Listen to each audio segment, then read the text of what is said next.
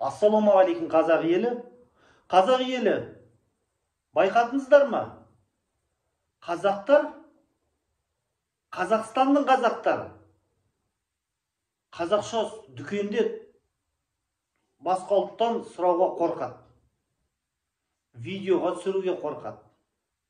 Орыстар, Қазақстан орыстары жаппай ана тілінде сұрайды, орысша келеді. Здравствуйте, дайте хлеб, қазақтан қорықпайды.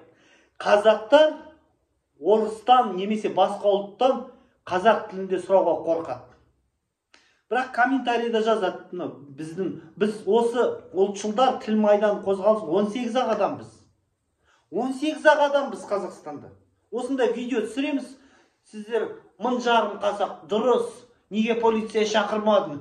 Мен болсам битер едім, сөйтер едім. Бітті. Бірақ өздері қорқады.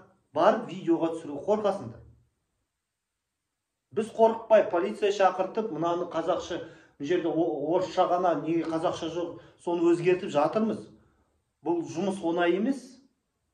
Бірақ қазақтар, сіздер бізді қолдамасаңыздар, тек ол қуат және осы тіл майданы 18 қазақтың қолынан келмейді. Егерде 15 миллион қазақ қарап отырса қорқып, мыналар женсе біз қосыламыз. Онда ештеңе өзгермейді. Өйткені орыс ұлты жаппай орысша сөйлейді, қорықпайды. Ал енді бұл жерде билікті кінәлап, үкімет, егерде 15 миллион қазақ қорқақ ана тілінде нан сұрамаса, онда әрине үкіметті айтады, олар өздері орысша сөйлейді, оны қуат, сен неге Дон Кихот секілді неге күресіп жатсың? Сені 15 миллион қазақ айтады, шүкір, орысша сөйлей береміз. Сен қуат, қандай өзгеріс сұрап жатсың?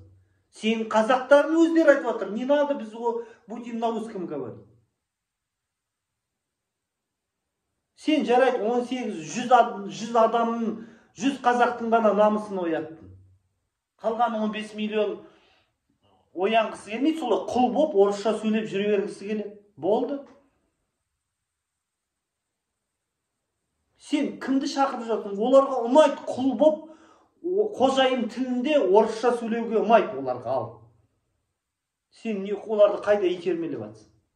Қазақша сөйлегісі келмейді. Ал сондықтан қазақтар, әсіресе жастар, сіздер бізді қолдап барып бәрін видеоға түсіріп, полиция шақыртып, осы тіл майданы қазақша сөйлеу және талап ету қылмыс емес атты акцияға қосылсаңыздар күшті болар еді.